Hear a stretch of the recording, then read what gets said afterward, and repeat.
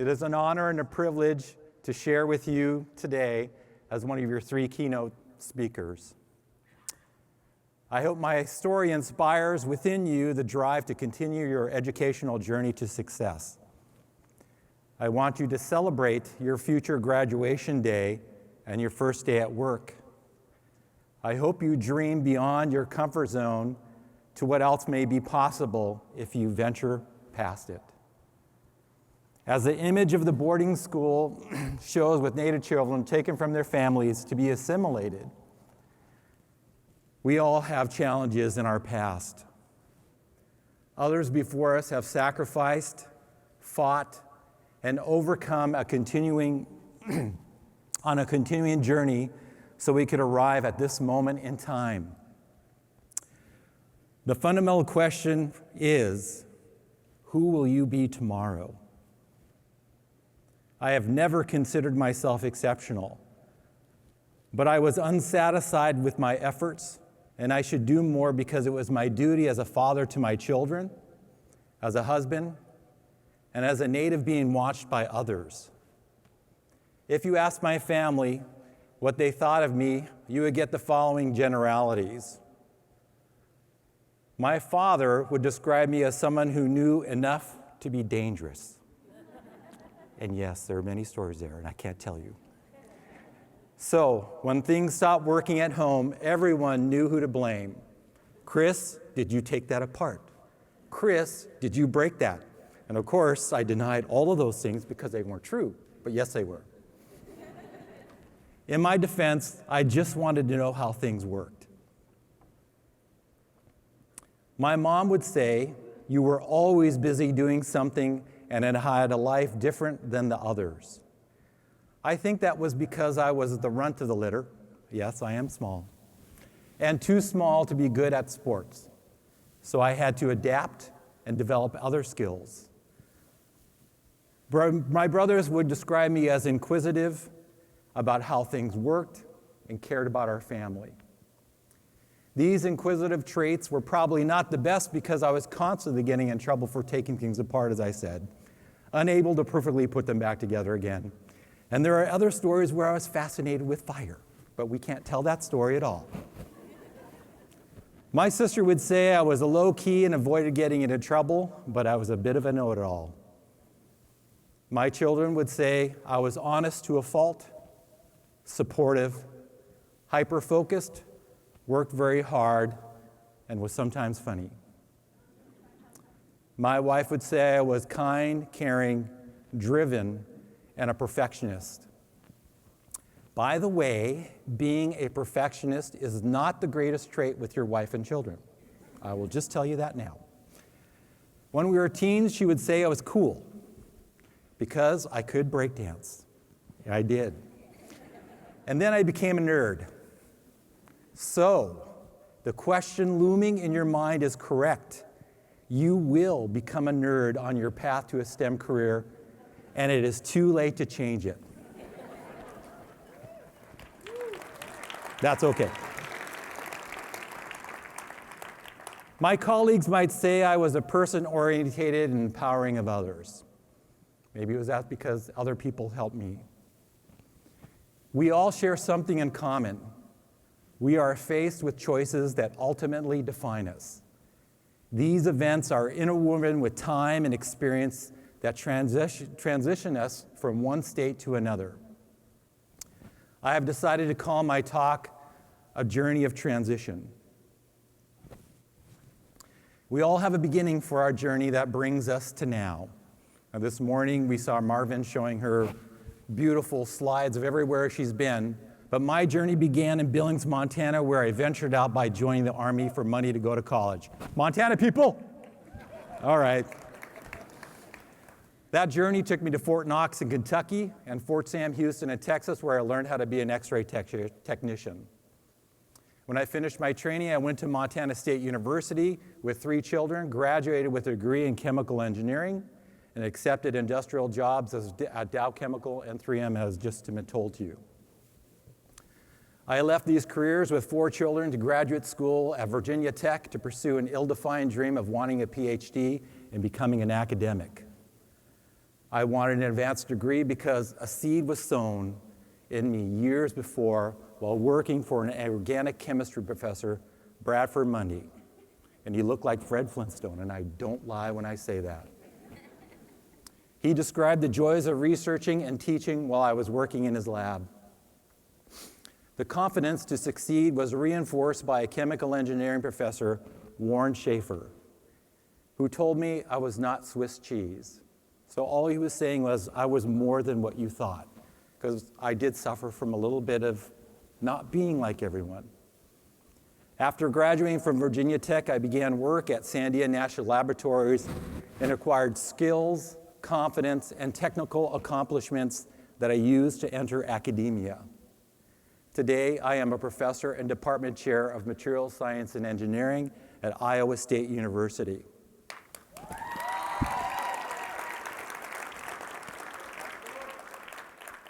I would say my journey has not been traditional in any part of it, and all of us can say that. I did not marry during or after college. I went to school as a married, non-traditional student with children. While my journey has been untraditional, I decided long ago to never complain about the hand that I was dealt, but instead focus on what was given to me. I am one of 8 in my family, 7 brothers and 1 sister. We are good Catholics. My hometown is Billings, Montana, a state of 12 original tribes: the Kootenai, Blackfoot, Gros Ventre, Assiniboine, Flathead, Salish, Kalispel, Crow, Shoshone, Sioux, and Cheyenne. When I lived in Montana, Billings was the largest city with 70,000 people. That was a big city. It really was. It was predominantly populated with people of European descent. My family and I were only a handful of natives attending public schools. I knew who they were because there were so few of us. Purdy on top, Belcourt, Welch, if Sean is here, he's my cousin, Boyer, and of course, the Cornelius family. Most Native children did not venture off their reservation because of how they were accepted, treated, or stereotyped by our community as lazy and drunks. I never grew up on a reservation because these decisions were made long ago by my grandfather, who wanted his children to succeed. Unfortunately, growing up in Billings was hard because I was raised between 2 worlds. Both saw me as an outsider, which made it difficult to create friendships and be accepted. These are 2 fundamental things that everyone wants in their life. While this was a fact, the community created through family helped me enormously. I learned about some of my uncles and aunts' accomplishments through my mother and grandfather, which inspired me. I decided through my faith to embrace who I was and do the best with it. A lesson learned that I share with you today. In high school, I wanted to become either an artist or a medical doctor. One was because I was good at drawing, painting, and pottery. I think that may be a genetic trait because several of my uncles and siblings have that ability too. The second was because my grandfather wanted me to choose this career as a medical doctor. I was only 10 when he suggested it to me. I never completed these goals because my girlfriend became pregnant while I was still a senior in high school. I married her while I was 18 and still in school. That was interesting because I could excuse myself from attending school by writing the following note. Please excuse Chris from class. He was sick the past few days. Signed, Chris. So no teacher could challenge me because I was a parent. I was married. I strongly suggest to anyone in high school that's in here, do not follow this path. Just so you can get excused and absent from school. It doesn't work. It's not a good idea. We brought our first child into the world. Rachel was born on the Crow Indian Reservation because I learned about the Indian Health Service and needed a way to pay for her birth as an 18-year-old kid. The entire experience taught me to accept what has happened and to adapt to it. Accepting and adapting versus looking back and wondering, what if? Our learned experiences I constantly share with others. We only move forward in life when we acknowledge the now. If I can reinforce that, the now. I started my career as a bag boy who wanted to become a cashier to make money for his family. The role was constantly kept from me by the head grocery manager.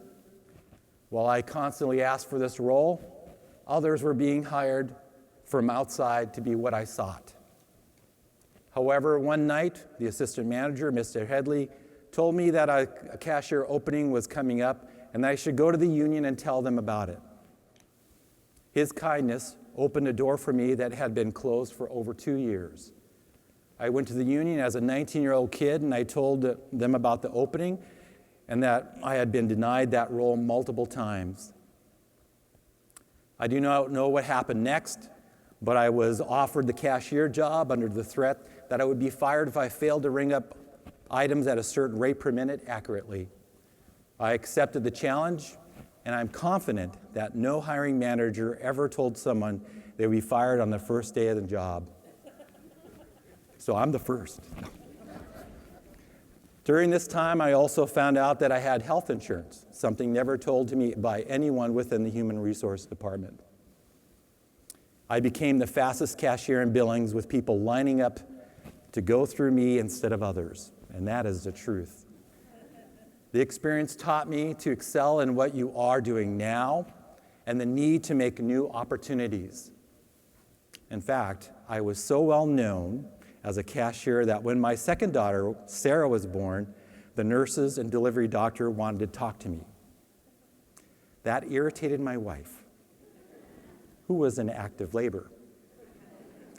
So my important lesson to you is never to talk and joke with others in the labor room. It will get you in trouble. The birth of our second daughter reinforced to me that I needed to become more. I actively sought to become the next produce manager. It was given to someone newer than me. And at that moment, I realized that I would never be given the chance to grow. Consequently, I needed to create a new opportunity for myself through education. So, I joined the Army to fund my college and with the hope to become an X-ray technician to earn enough money to work part-time while attending school and studying. The road to better my family's future meant I needed another journey. I decided to enlist in the military and I took an Armed Services Vocational Aptitude Battery Test, ASVAB. I scored at the same level as a college graduate, which meant I could pick anything. The recruiter, Sergeant Tweed, saw my results, knew what I wanted to do, and convinced me to join the reserves instead of the regular Army.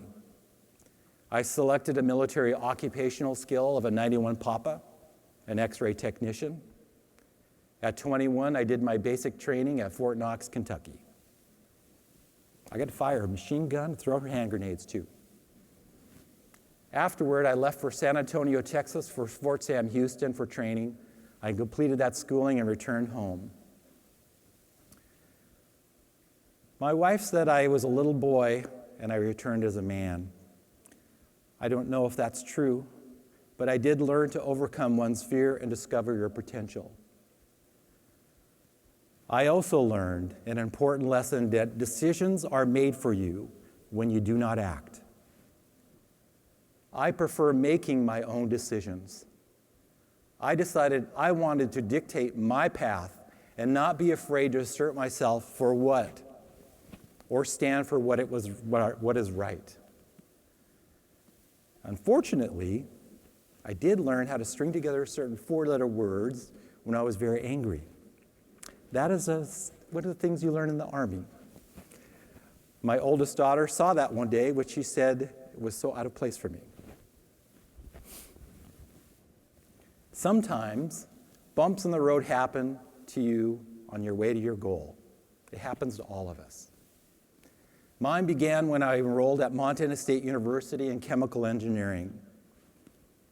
My academic advisor assigned to me informed me that, Professor Warren Schaefer, informed me that I had never had anyone like me graduate from here before. And you can guess what he was implying. I subsequently changed advisors and had our department chair, Professor John Sears, help me. Another major bump on my path was created during Desert Storm. While I was still a student, the Gulf War began on August 2nd, 1990, and ended on February 28th, 1991. During that time, I was glued to the television watching CNN. And I saw my reservist colleagues being sent to staging places in Europe and the United Emirates. Needless to say, that academic year was a complete waste of time. It was embarrassing, and it was humbling, and it had to be repeated. I needed to exercise never giving up on what you started. During that time, I created new relationships. I turned professors into believers and supporters of other Native American students entering the university. I had others helping to support me through their advice and encouragement, such as Mary Lucan that you see right there. I made peers in my major accept me because of what I knew and could bring to any problem. Because knowledge is fundamental language. When I graduated, I had multiple job offers based on my academic accomplishments, which included graduating with honors. As was mentioned, thank you. It was also the same time that in 1993 the firm came out. Does anyone know that one? That was freaky because my wife and I were going, why are people offering you things? What do they want? So that was kind of scary. But I worked for Dow Chemical and 3M with metallocene copolymers and nonwoven media for respirators. I made my father and family proud of me. At that moment in time, I felt like I was participating in Martin Luther King's message, I have a dream that my 4 little children will one day live in a nation where they will not be judged by the color of their skin, but by the content of their character. The seed of getting a PhD needed a little water to grow, sometimes. And that happened when I was told by 3 people within 3M that I did not have sufficient experience to work with polymers, because that's what I wanted to do, and that I did not have a PhD to change into such a role. The hiring managers would not give me credit for working with polyolefins at Dow Chemical, and it was at that time I was able to convince my wife something about around there. And the idea of ending graduate school became fertile ground when my wife became pregnant with our 4th child. I did not want to put our baby into daycare. So I took my GRE, I applied to several graduate schools, I accepted an offer from Virginia Tech, quit my job at 3M, loaded up the truck like the Beverly Hillbillies, and moved to Blacksburg, Virginia, where there are hillbillies. My thesis involved transport phenomena, polymer synthesis, sol gel chemistry, and film forming with much characterization using DSC, TGA, DMTA, wax, PALS, FTR, NMR, gas permeability measurements. So yes, I am technical in my background. When I graduated, I originally thought about returning to industry, had many offers. However, it was at an ACES event that I met Lawrence Brown and Nancy Jackson from Sandia National Laboratories. They introduced me to Al Romig and others, which led to my immediate hiring as a staff scientist. When I came to Sandia, they had plus 8,000 employees, with 1,800 having a PhD and more than 2,000 with a master's. I worked with many very smart people who allowed me to build my new technical skills in collaborations with industry, and those expanded from ExxonMobil to Sharp Corporation in Japan. Sandia is an environment of multiple possibilities that help you realize those dreams in science. During that time, I worked with several professors who helped me when I entered academia as a leader and a professor. So that little glove that you see right there, I actually needed it because when I was writing my thesis, I was so tired. I was like, oh, I actually got a callus. Anyhow, this is true. You can ask my wife this. So, once you have tenure, academia can be a wonderful place to work. I will say no more from there. Professor Mundy was right when he told me about research and teaching. These are joys in life. The added advantage of mentoring others is inherent to the profession, and it has been a privilege to be a part of other people's success. I've been blessed to have worked at Virginia Tech and helped elevate its largest research institute, the Institute of Critical Technology and Applied Science, comprised of 3 buildings that are now 4. I built a multi-million-dollar indefinite duration, indefinite quantity contract with the Naval Surface Warfare Department, Marines, and Johns Hopkins University Applied Physics Laboratory. All things that I had learned from working at Sandia National Labs. At the University of Nebraska of Lincoln, I worked with Ponca, Santee, and Winnebago Native students through STEM and summer camps and after-school programs to help them think beyond where they are. Outreach to junior and high school students, I tried to instill a dream and confidence of pursuing either a 2 or a 4-year college degree. I want this outreach to be a part of your future. Transitioning into new efforts can be daunting at times. However, consider the following fact. Carbon can be transitioned into a precious diamond with unique properties using time, pressure, and temperature. Without these variables, carbon cannot be converted into a diamond and will lack the durability we attribute to it. Right now, you are in a comfort zone, as we all are every day. We tend to make excuses for not achieving or trying something new. That typically comes from fear produced by a lack of confidence and an embarrassment of failure. However, we can learn from all of these events to grow.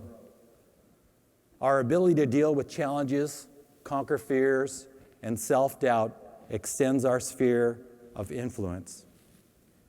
Your growth will lead to new purposes, goals, and dreams as you help others. It has been my observation over time that you must take care of yourself both mentally and physically. It can be especially true when you're progressing with few people to share with and some that are not committed to what it will take to do it. Think about this. When you get on a plane and there is a lack of oxygen to breathe, yellow masks drop down from the ceiling. You are told to help yourself before you attempt to help others. I cannot overemphasize it is important to take care of yourself before you help others. Sometimes you will need to assess a situation where you will not be able to help someone. In that case, you must perform triage to understand who can and cannot be helped to save your time and emotional resources. Finally, avoid being pulled into the idea that you must be like others to be happy. Like the Dr. Seuss story. Just because others have a star in their bellies does not mean you are unimportant. I liken all of you to a seed that needs water, nourishment to become what is intended. Maybe some of you are redwoods, but do not be a stick in the mud. Today, I am that bag boy who became an engineer and a department leader at Iowa State University. My students and I are involved in polymer chemistry, polymer physics, solid geochemistry, and transport of gases and ions. These are things I am very comfortable with. A keynote talk that would be easier to give than this one, but not as important. It has been an honor to share my journey with you today. I hope it inspires within you a dream of possibilities and drive to do it. As one great Sioux chief that kicked General Custer's butt said, "Let us put our minds together to see what we can build for our children."